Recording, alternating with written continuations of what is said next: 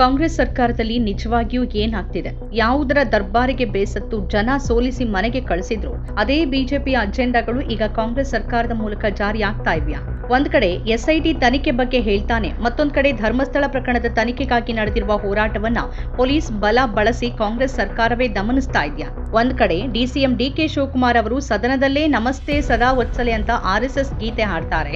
CM ಗೃಹ ಸಚಿವರು SIT ಇನ್ನೂ ಪೂರ್ಣ ಪ್ರಮಾಣದಲ್ಲಿ ತನಿಖೆ ಪ್ರಾರಂಭಿಸಬೇಕಷ್ಟೇ ಅಂತ ಹೇಳ್ತಿರುವಾಗ, ಮತ್ತೊಂದ್ ಕಡೆ ಡಿಸಿಎಂ ಅವರೇ ಧರ್ಮಸ್ಥಳದ ಆರೋಪದ ಹಿಂದೆ ಷಡ್ಯಂತ್ರ ಇದೆ ಅಂತ ಹೇಳ್ತಾರೆ.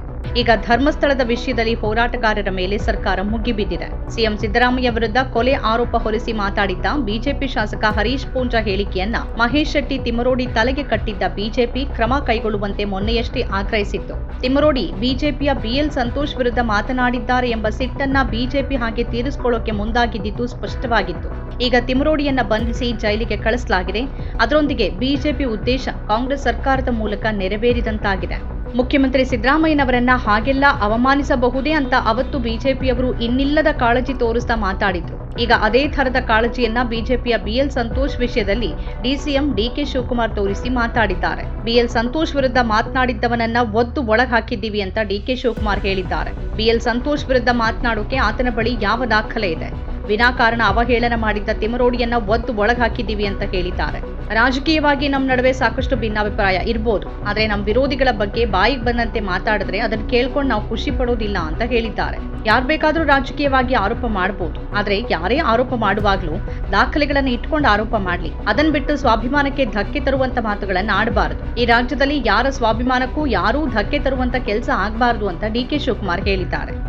ಈಗ ಆರ್ಎಸ್ಎಸ್ ನಮ್ಮ ಇವರು national general secretary BL Santhosh ಅವ್ರ ಬಗ್ಗೆ ಅವೇಳಗಳನ್ನು ಮಾತಾಡಿದ್ರು.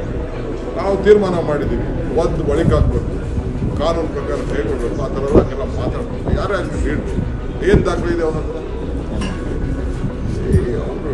Politically we have 100 differences. ಹಂಗಂತ ಒಬ್ಬನ್ನ ನಮ್ಮ ವಿರೋಧಿಗಳನ್ನ ಅವ್ರು ಯಾರೋ ಆ ಥರ ಮಾತಾಡ್ತಾರೆ ಅಂತ ನಾವು ಖುಷಿ ಪಡೋದಲ್ಲ. ಇವತ್ತು ಅವ್ನು ಮಾತಾಡ್ತಾಳೆ, ನಾನು ನಮ್ಮ ಮಾತಾಡ್ತೇನೆ. ಹಿಂದೆ ಚೀಫ್ ಮಿನಿಸ್ಟರ್ ಮಾತಾಡಿದ್ರೆ ನಮಗೂ ಮಾತಾಡಿದ್ದಾರೆ. Will not allow this.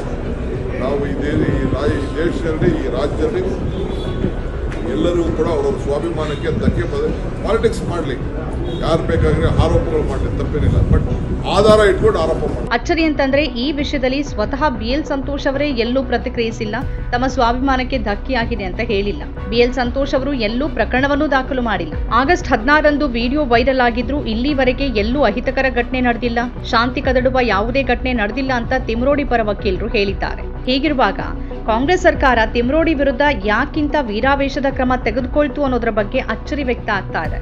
B L Santosh ಅವರ ವಿರುದ್ಧ ಅವಹೇಳನಕಾರಿಯಾಗಿ ಮಾತಾಡಿರುವ ಆರೋಪದಲ್ಲಿ ಮಹೇಶ್ ಶೆಟ್ಟಿ ತಿಮರೋಡಿ ಅವರನ್ನ ಉಡುಪಿಯ ಬ್ರಹ್ಮಾವರ ಠಾಣಾ ಪೊಲೀಸರು ಬಂಧಿಸಿದ್ದಾರೆ. ಉಜಿರೆಯಲ್ಲಿ ಅವರನ್ನ ವಶಕ್ಕೆ ಪಡೆದು ಬ್ರಹ್ಮಾವರ ಠಾಣೆಗೆ ಕರೆತರಲಾಗಿತ್ತು. ಫೇಸ್ಬುಕ್ ಪೇಜ್ನಲ್ಲಿ ವಿಡಿಯೋ ಮಾಡಿದ್ದ ತಿಮರೋಡಿ ಸಂತೋಷ್ ಅವರನ್ನ ಅವಹೇಳನ ಮಾಡಿದ್ದು ಅವರ ವಿರುದ್ಧ ಕ್ರಮ ಕೈಗೊಳ್ಳಬೇಕು ಅಂತ ಉಡುಪಿ ಗ್ರಾಮಾಂತರ ಬಿಜೆಪಿಯ ಮಂಡಲಾಧ್ಯಕ್ಷ ರಾಜೀವ್ ಕುಲಾಲ್ ಪೊಲೀಸರಿಗೆ ದೂರು ನೀಡಿದ್ರು. ಅದರಂತೆ ತಿಮರೋಡಿ ಅವರನ್ನ ವಶಕ್ಕೆ ಪಡೆದು ಬ್ರಹ್ಮಾವರ ತಾಲೂಕು ಕೋರ್ಟ್ಗೆ ಪೊಲೀಸರು ಹಾಜರುಪಡಿಸಿದ್ರು. ಆರೋಪಿಯ ವಿಚಾರಣೆ ನಡೆಸಿದ ಕೋರ್ಟ್ 14 ದಿನಗಳ ಕಾಲ ನ್ಯಾಯಾಂಗ ಬಂಧನಕ್ಕೆ ಒಪ್ಪಿಸಿದೆ. ತಿಮರೋಡಿಯನ್ನ ಅವರ ಮನೆಯಿಂದಲೇ ಕರೆದೊಯ್ಯೋಕೆ ಎಎಸ್ಪಿ ಸುಧಾಕರ್ ನಾಯಕ್ ನೇತೃತ್ವದಲ್ಲಿ 6 ಜೀಪುಗಳಲ್ಲಿ ಪೊಲೀಸ್ ತಂಡ ಆಗಮಿಸಿತ್ತು ಅಂತ ವರದಿಗಳು ಹೇಳಿವೆ. ಮತ್ತೊಂದು ಕಡೆ ತಿಮರೋಡಿಯನ್ನ ಕರೆತರುವಾಗ ಪೊಲೀಸ್ ಕರ್ತವ್ಯಕ್ಕೆ ಅಡ್ಡಿಪಡಿಸಿರುವ ಆರೋಪದ ಮೇಲೆ ಅವರ 3 ಬೆಂಬಲಿಗರ ಮೇಲೇನೂ ಕೇಸ್ ಹಾಕಿ ಬಂಧಿಸಲಾಗಿದೆ. ಉಜಿರೆಯ ತಿಮರೋಡಿ ಮನೆಯಲ್ಲಿ ಮಹೇಶ್ ಶೆಟ್ಟಿ ಅವರನ್ನ ಬಂಧನ ಮಾಡೋಕೆ ಬ್ರಹ್ಮಾವರ ಪೊಲೀಸರು ಹೋದಾಗ ಕರ್ತವ್ಯಕ್ಕೆ ಅಡ್ಡಿಪಡಿಸಿದ ಬಗ್ಗೆ ಬೆಳ್ತಂಗಡಿ ಪೊಲೀಸ್ ಠಾಣೆಯಲ್ಲಿ ಮಹೇಶ್ ಶೆಟ್ಟಿ ತಿಮರೋಡಿ, ಗಿರೀಶ್ ಮಟ್ಟಣ್ಣನವರ್, ಜಯಂತ್ ಟಿ ಸೇರಿ ಹಲವರ ವಿರುದ್ಧ ಪ್ರಕರಣ ದಾಖಲಾಗಿದೆ. ಪೊಲೀಸ್ ಅಧಿಕಾರಿಗಳ ಜೊತೆ ನಿಯಮಗಳ ಕುರಿತಾಗಿ ಮಾಹಿತಿ ಕೇಳಿದ್ದಕ್ಕೆ ಕರ್ತವ್ಯಕ್ಕೆ ಅಡ್ಡಿ ಆರೋಪ ಹೊರಿಸಲಾಗಿದೆ ಅಂತ ಗಿರೀಶ್ ಮಟ್ಟಣ್ಣನವರ್ ಆರೋಪಿಸಿದ್ದಾರೆ. ಹೀಗೆ ಕಾಂಗ್ರೆಸ್ನವರು ಬಿಜೆಪಿಯವರನ್ನ ಓಲೈಸೋದಕ್ಕೆ ಯಾವಾಗಿಂದ ಶುರು ಮಾಡಿದ್ರು ಅನ್ನೋದು ಅಚ್ಚರಿ ಮೂಡಿಸ್ತಿದೆ. ಇವರ ಈ ಓಲೈಸುವಿಕೆ ನಡುವೆ ಧರ್ಮಸ್ಥಳ ಪ್ರಕರಣ ನಿಜವಾಗಿಯೂ ಎಲ್ಲಿಗೆ ಮುಟ್ಟತ್ತೆ ಅನ್ನೋದು ಮತ್ತೊಂದು ದೊಡ್ಡ ಪ್ರಶ್ನೆ. ಆ ಪ್ರಕರಣವನ್ನ ಹಳ್ಳ ಹಿಡಿಸುವ ಹಿನ್ನೆಲೆಯಲ್ಲೇ ತಿಮರೋಡಿ ತರದವರನ್ನ ಬಲಿಪಶು ಮಾಡಲಾಗ್ತಿದೆಯಾ ಅನ್ನೋ ಅನುಮಾನ ಕೂಡ ಎದ್ದಿದೆ. ಒಂದು ಗಂಭೀರ ಪ್ರಕರಣ ಜನರನ್ನ ಕಾಡ್ತಿರುವಾಗ ಅವರ ಗಮನವನ್ನ ಮತ್ಯಾವುದೋ ಕ್ಷುಲ್ಲಕ ವಿಷಯದ ಕಡೆಗೆ ಸೆಳೆಯೋದನ್ನ ಬಿಜೆಪಿ ಅನುಸರಿಸಿಕೊಂಡು ಬಂದಿದೆ. ಅದನ್ನೇ ಈಗ ಕಾಂಗ್ರೆಸ್ ಸರ್ಕಾರವು ಮಾಡ್ತಿದ್ಯಾ? ಗೊತ್ತೇ ಇರೋ ಹಾಗೆ ಧರ್ಮಸ್ಥಳ ಪ್ರಕರಣದ ತನಿಖೆ ನಡೆಯೋದು ಬಿಜೆಪಿಯವರಿಗೆ ಹೇಗೋ ಹಾಗೆ ಕಾಂಗ್ರೆಸ್ನಲ್ಲೂ ಅನೇಕರಿಗೆ ಬೇಕಿಲ್ಲ. ಅದಕ್ಕೆ ತಕ್ಕಂತೆ ಈಗ ತಿಮರೋಡಿ ಪ್ರಕರಣವನ್ನ ಬಳಸಿ ಬಳಸಿಕೊಳ್ಳುವಲ್ಲಿ ಬಿಜೆಪಿ ಮತ್ತು ಕಾಂಗ್ರೆಸ್ ಎರಡೂ ಒಂದಾದ್ವಾ ಅನ್ನೋ ಪ್ರಶ್ನೆ ಎದ್ದಿದೆ. ಧರ್ಮಸ್ಥಳ ಪ್ರಕರಣದ ತನಿಖೆಗಾಗಿ ನಡೆದಿರುವ ಹೋರಾಟವನ್ನ ಪೊಲೀಸ್ ಬಲದ ಮೂಲಕ ನಿಗ್ರಹಿಸುವ ದಮನ ನೀತಿಯನ್ನ ಕಾಂಗ್ರೆಸ್ ಸರ್ಕಾರ ಅನುಸರಿಸ್ತಾ ಇರುವಂತೆ ಕಾಣಿಸ್ತಿದೆ. ಸಂತೋಷ್ ಅವರ ಅವಹೇಳನ ಮಾಡಿದವರನ್ನ ಒದ್ದು ಒಳಗೆ ಹಾಕಿದ್ದೀವಿ ಅಂತ ಶಿವಕುಮಾರ್ ಹೇಳೋದು, ಪೊಲೀಸರು ತಿಮ್ರೋಡಿ ತರದವರ ಮೇಲೆ ಮುಗಿಬಿದ್ದಿರೋದು ಕಾಕತಾಳೀಯವಂತೂ ಖಂಡಿತ ಅಲ್ಲ.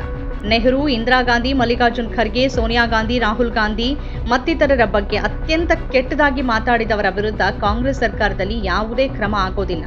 ಮಾಜಿ ಸಿಎಂ ಯಡಿಯೂರಪ್ಪ ವಿರುದ್ಧ ಪೋಕ್ಸೋ ಪ್ರಕರಣವೇ ದಾಖಲಾದರೂ ಅವರ ಬಂಧನ ಆಗೋದಿಲ್ಲ. ಅವರಿಗೆ ನ್ಯಾಯಾಲಯದಲ್ಲಿ ಜಾಮೀನು ಸಿಗೋವರೆಗೂ ಕಾಲಾವಕಾಶ ನೀಡಲಾಗುತ್ತೆ. ಆದರೆ ಬಿಜೆಪಿ, ಆರ್ಎಸ್ಎಸ್ ಮುಖಂಡರ ವಿರುದ್ಧ ಮಾತಾಡಿದ ಕೂಡಲೇ ಅವರ ಅರೆಸ್ಟ್ ಆಗುತ್ತೆ. ಅದನ್ನ ಡಿಸಿಎಂ ಅವರೇ ಹೆಮ್ಮೆಯಿಂದ ಹೇಳ್ಕೊಳ್ತಾರೆ. ಈ ಕಾಂಗ್ರೆಸ್ ಸರ್ಕಾರದಲ್ಲಿ ಬಿಜೆಪಿ ಅಜೆಂಡಾಗಳು ಯಾವ ಅಡೆತಡೆಯೂ ಇಲ್ಲದೆ ಜಾರಿಯಾಗತೊಡಗಿವೆ ಅನ್ನೋದು ಜನರಿಗೆ ಗೊತ್ತಾಗ್ತಾ ಇದೆ. ನಮ್ಮ ಕಾರ್ಯಕ್ರಮಗಳನ್ನ ನೀವು ನೋಡ್ತಾ ಇದ್ರೆ ನಮ್ಮ ಚಾನೆಲ್ ಅನ್ನ ಸಬ್ಸ್ಕ್ರೈಬ್ ಮಾಡಿ, ಪಕ್ಕದ ಬೆಲ್ ಐಕಾನ್ ಒತ್ತಿ ನಮ್ಮನ್ನ ಬೆಂಬಲಿಸಿ. ಹಾಗೆ ನಮ್ಮ ಕಾರ್ಯಕ್ರಮಗಳನ್ನ ಲೈಕ್ ಮಾಡಿ, ಕಮೆಂಟ್ ಮಾಡಿ, ಅದನ್ನ ಬೇರೆಯವರಿಗೂ ವಾಟ್ಸ್ಆಪ್ ಮೂಲಕ ಶೇರ್ ಮಾಡಿ.